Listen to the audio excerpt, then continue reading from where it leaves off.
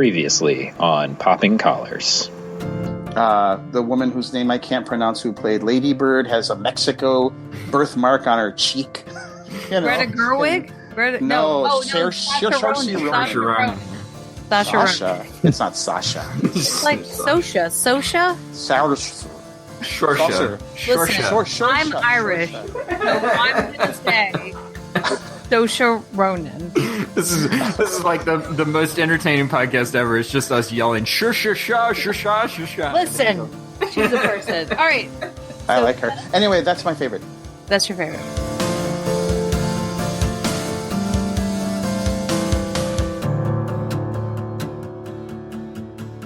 We can go now. I promise. Here we go.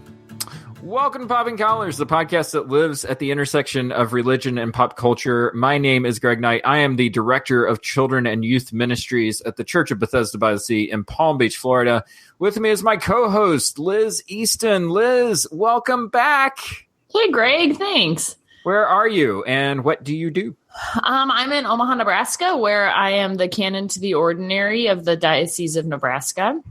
And it's getting hot here in Omaha. My windows are open, and there's a guy playing banjo right outside my window. So if you hear some banjo music from the inside. As you do. What, exactly. You know, when I think of Omaha, I think of banjo music wafting through the windows. He's pretty good. It's sort of a summertime treat before the air conditioner turns on. It's the outdoor banjo guy. All right. Goes in Buffett. Yes, it's not Warren Buffett, interestingly enough, who does play the banjo, as a matter of fact. Oh, how about that? Fun fact. And we have a couple of special guests. First up is a familiar voice on this podcast, Richard Burden. Richard, where are you? What do you do there?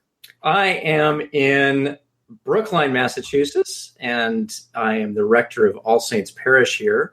I understand there's a baseball game going on somewhere in the world that involves red-stockinged fellows and Yankees. But we will discuss that tonight. Occasionally. And if you're listening to this in September, maybe there's still Red Sox and Yankees playing each other. Who knows? Entirely possible. It's an evergreen podcast we have here. And Richard has brought along our other special guest, Colin Stokes. Colin, where are you? I imagine you're in the same place as Richard. And what do you do? I'm actually on an island on the planet Octo, and I've broadcast myself here to Richard's little office. Well, it's an amazing facsimile of you. And I will probably fade away when it's all. I live here in Brookline. I'm a father of two and a husband, and we go to Richard's. We are part of Richard's congregation here at All Saints. And nice. I talk and write about movies and parenting and social justice. Well, then you are in the Popping Collars wheelhouse, my friend. Right. You have found the right podcast to guest on here.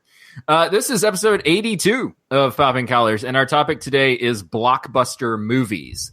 So this podcast was on a break back when Star Wars The Last Jedi came out. And so we missed out on all the controversies surrounding that film. But suffice to say, the large Star Wars fan base was a little divided on that movie, and many think pieces were written to make sense of it all. In fact, our guest today, Colin, wrote his own article about the reception of the most recent entry in the Star Wars saga.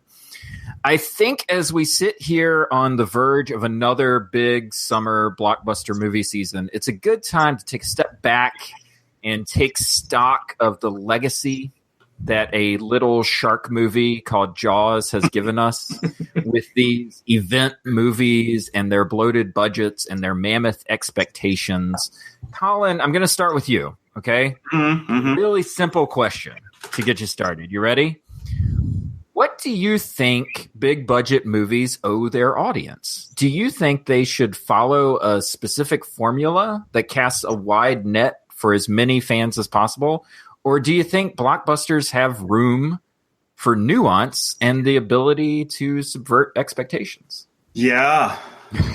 See, I told you it was easy. It's a pretty big question. Yes, no question. I think so. So, Richard, blockbusters are so fascinating because they, nobody really invented this thing. The people who made Jaws didn't go, we are creating a thing that people wait in line to see. They didn't have enough screens. That's why people had to wait in line. And then the following summer, the same thing happened with Star Wars. And people started to go, I guess people really like movies. Now, what do Jaws and Star Wars have in common? I mean, they're exciting, fun pieces of entertainment. There have been exciting and fun pieces of entertainment before those two movies. Sure. So then people quickly start to say, let's imitate those because it becomes a business model. Yeah. And that business model has had its ups and downs in the decades since. If they're trying to get a blockbuster, they have told their financiers all of the reasons and the precedents for why this is going to be a blockbuster. And so many of those fail. And many of the movies that don't meet those criteria end up becoming blockbusters, and then everyone imitates them.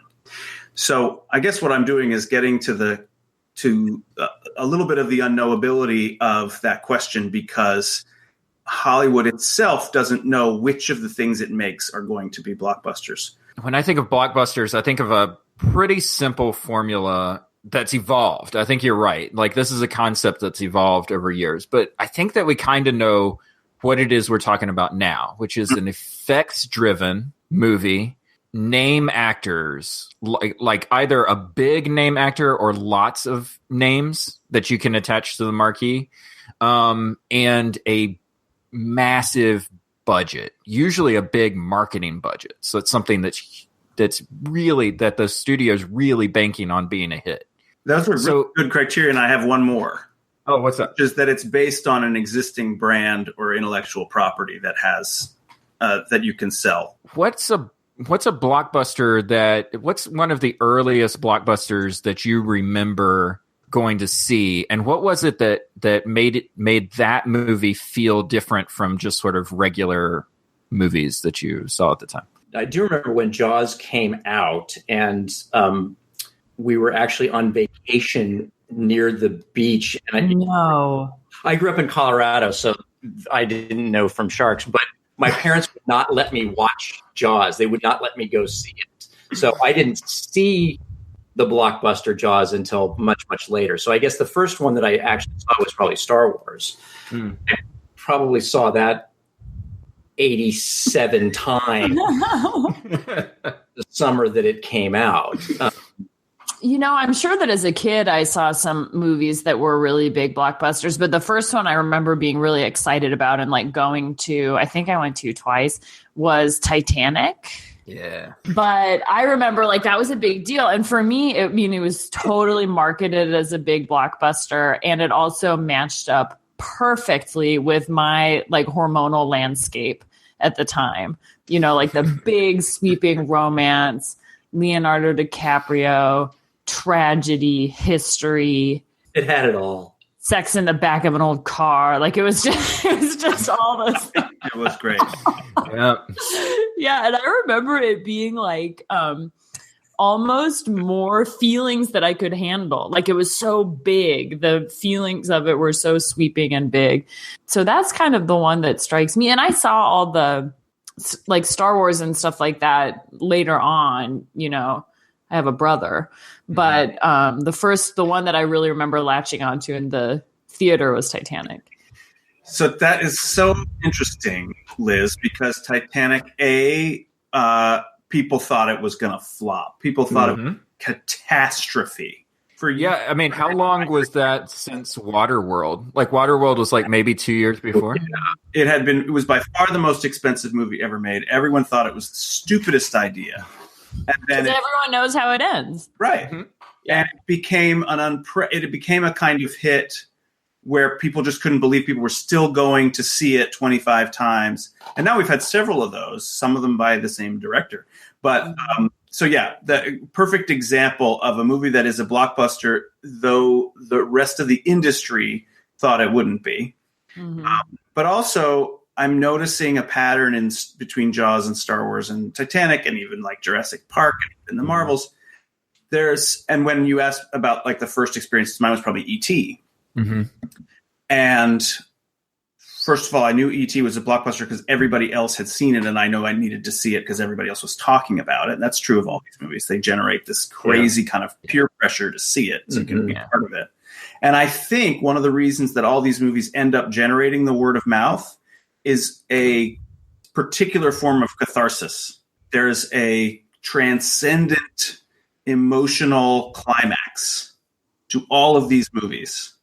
This release, this tremendous rush that is about the most, it's not tragic in most cases. Titanic is kind of tragic, but it's also kind of exhilarating. Mm-hmm. And they all then resolve that tension in extraordinarily satisfying ways. Right. Mm-hmm. I don't think there's many blockbusters that have a like mild climax or that end ambiguously. Mm-hmm. Like most of them end up being like, let's set up enough of a tension and conflict in characters that you want to know what happens. We're going to put them through something excruciating, and then we're going to release you from it with mostly John Williams music. And then we're going to tie the ribbon on it and send you out going, I cannot wait to see that again. I cannot wait to tell my friends to see it. Yeah. Certainly not the first ones. I mean, you do have like there's Empire that doesn't have that. There's, Infinity War, which ends on kind of a downer. Right. Spoiler alert. Right. Lots of spoilers in Popping Culture. We should just title this episode "Spoiler Alert." Spoiler alert. When I was thinking of that question of, boy, what purpose do these movies serve? Do they cast wide nets, or do they actually try to say something? I think that there's a difference between what a blockbuster is doing or is trying to do now than what Colin was saying when they were first created. They're a happy accident when they're first created, but now you have this cathartic moment, you have this experience, and it's so linked to the things that you value and the things that you like and the things that you enjoy and who you are, that when that property comes up again, you're invested in a way that if it doesn't meet your expectations, you feel personally offended. and that's what it seems like a lot of blockbusters do now is get people really excited to go see them, make them disappointed after it's over, but then get them really excited to come back for the next one. Well, and if it does meet your expectations, then it's instantly nostalgic, even if you don't have a personal relationship to that story, because you're immediately drawn back into all the other times that you had that same experience. I don't know if it's intentional, but some of the sort of self-perpetuating generation of this is the controversy that generates. I mean, Last Jedi came out and the fans were split on it. Half of them thought it was brilliant. Half of them were really disappointed in it. But that generated all kinds of blogs and posts and arguments. And now, everybody's going to go see whatever the next one is because we have to figure out who's right. Yeah. Side won that debate. Did it really suck or was it really brilliant? So yeah, there's a sense that we're doing copies of copies, which is kind of an interesting phenomenon. You're watching a story.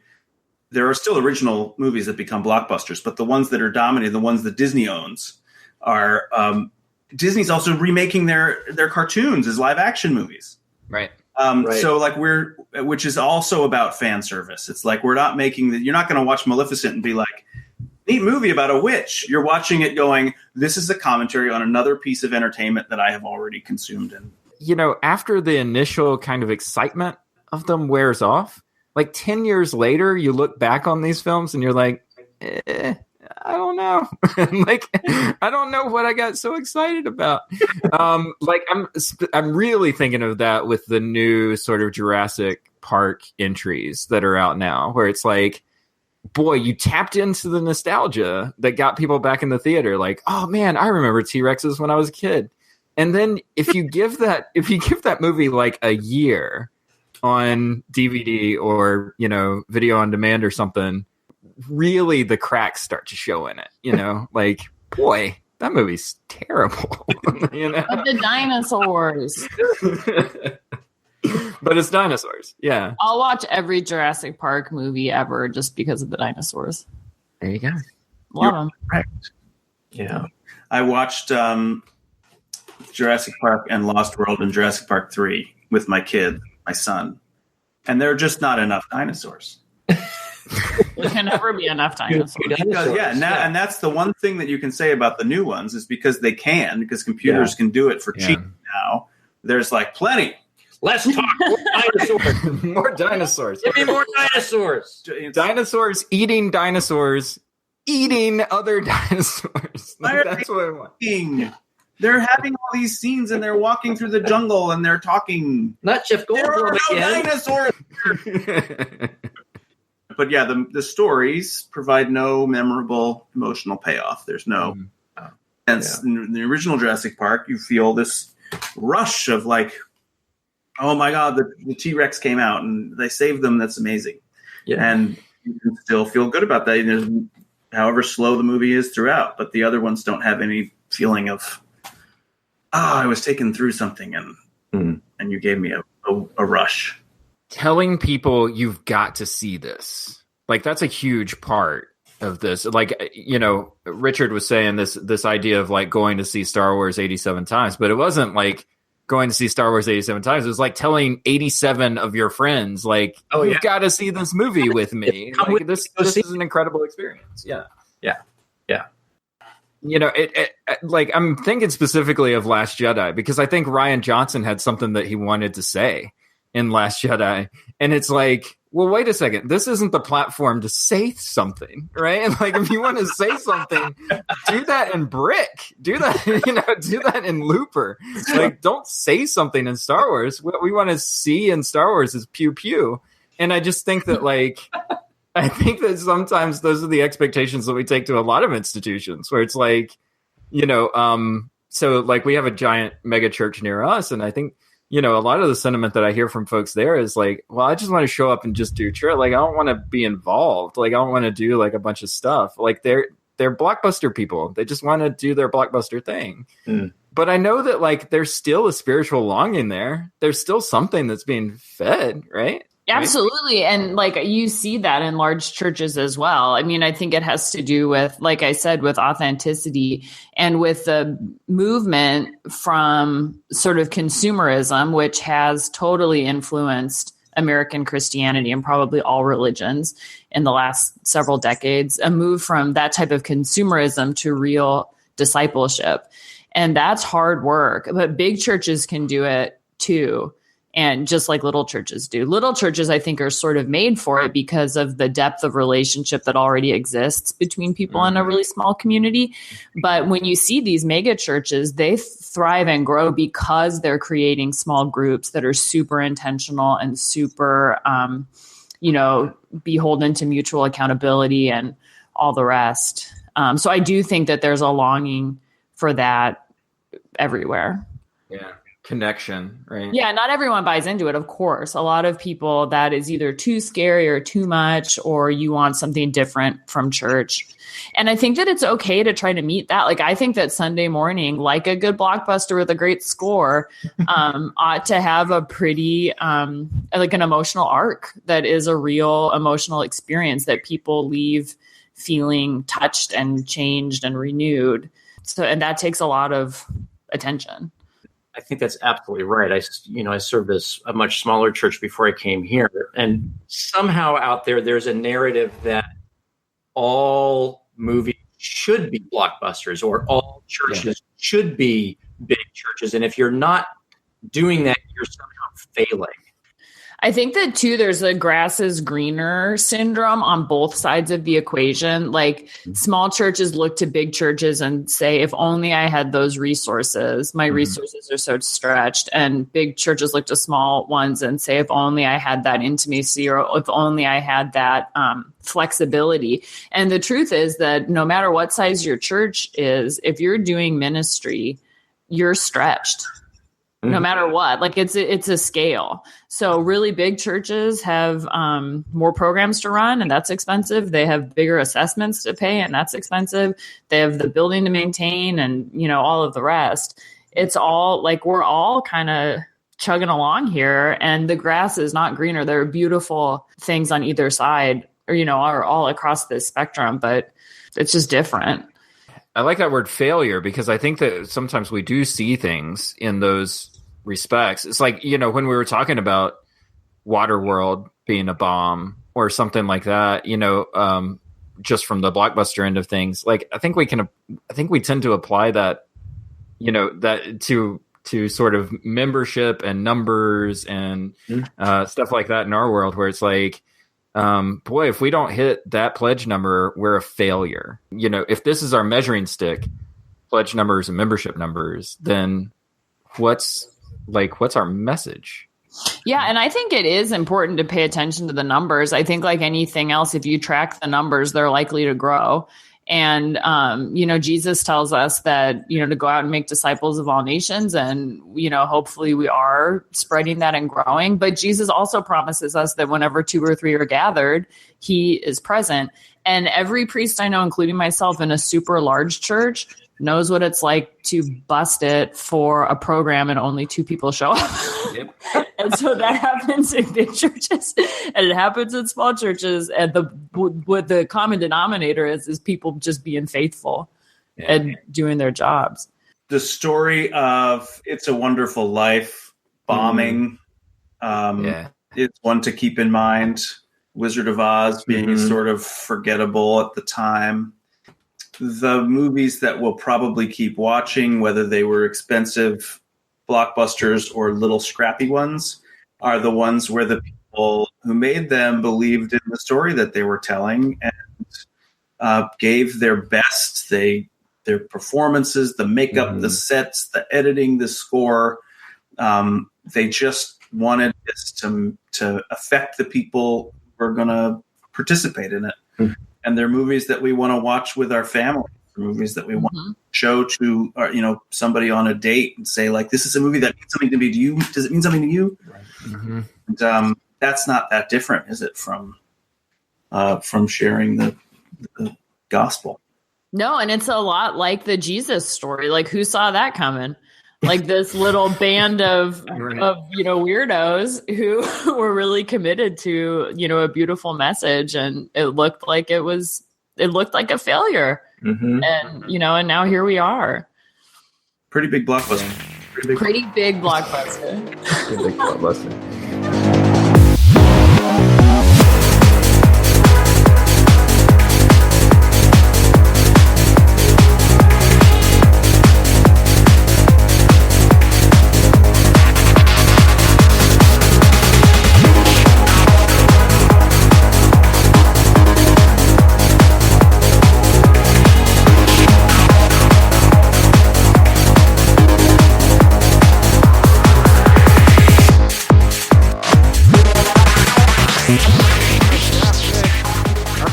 Staff pick, which has become a thing. I was at my local Trader Joe's, and the Trader Joe's employees had staff picks of items that they liked on an end cap, and I got weirdly excited and sort of took credit for it, even though I'm probably peanut-filled pretzels and things. And it's like peanut butter filled pretzels and popcorn and kale chips. I didn't pick the kale chips. Oh. That staff member and I do not see eye to eye. But today, Liz has our staff pick. So, Liz, what have you picked for us? Thanks, Greg. I want to say 2 things. One is an update on my last staff pick, because I just can't let the moment go. I did talk in my last staff pick about the book I'll Be Gone in the Dark by Michelle McNamara, which is about her obsessive search for the Golden State Killer. About a week ago, they caught the Golden State Killer. They caught him by using DNA. Michelle McNamara has since passed away. It was a big, beautiful moment to celebrate her work and, of course, justice for the victims and their families. And it's a rare thing to solve a cold case. So it's kind of just a moment of excitement. Anybody else? And Yes. like catching a serial killer is like my Super Bowl. So it was a big day. It was huge. I was texting Liz as I was with it. So my staff pick for today is a quick one because it's just unfolding. And it's related to an episode that Popping Collars did last year. It is season 2 of Handmaid's Tale, which has just come out on Hulu. And I was late to season 1. I waited until I could buy it on Amazon Prime, which is an investment. And I loved it. It's super dark. It feels super timely. And also just beautifully shot and acted and directed. It's just lovely and scary. And then season 2 is not disappointing. It's same great cast, slow reveals about like what happened to create this theocratic society of Gilead and how these women got wrapped up in this super oppressive, scary regime. And it's just really great. It's intense. So like trigger warnings and all that, but it's really a great show. I commend it to you. I actually got a Hulu subscription so I could watch it. And it's all new material, right? Because season 1 is when the book did. Yeah, last season ended when the book did. And I think that Margaret Atwood is consulting on it. So it's sort of true to her vision. And I don't know, it's been so long since I read the book that I don't know if they're bringing some of the backstory in now or not. So I'm not sure, but it's all new material, which feels risky for a book of that stature to choose to continue the story. But so far, so good. It's really impressive. Mm-hmm. Good pick, Liz. Thanks. And check out our Handmaid's Tale episode in our archives. You can find Popping Collars on the web at poppingcollarspodcast.com. You can find us on all the social media platforms. Just type in Popping Collars in the search bar, and we'll pop up, I'm sure. And of course, you can get our podcasts in all the usual podcasting apps, Stitcher, SoundCloud, Apple Podcasts. I've been saying iTunes. Like, Apple Podcasts is like a thing now. I think they do this on purpose to make podcasters have to change their outros at the end, so tell you where to sign up. Just don't forget to subscribe, rate, and review the podcast. That would be great. And if you would like to support the show financially and get some sweet, sweet merchandise at the same time, you can buy one of our t-shirts. Just go to poppingcollarspodcast.com/t-shirts. It's poppingcollarspodcast.com/T-SHIRTS. Shirts. I don't want anybody to get lost. I want them to be able to find it. And finally, you can find our show and lots of wonderful Episcopal podcasts on episcopalcafe.com. We love episcopalcafe.com. We know you will as well. Check them out for all your Episcopal news, needs, and beyond. And with that, that is Popping Collars for this time. Thank you, Liz. Thank you, Richard. Thank you, Colin, for coming on the show. We will see you next time.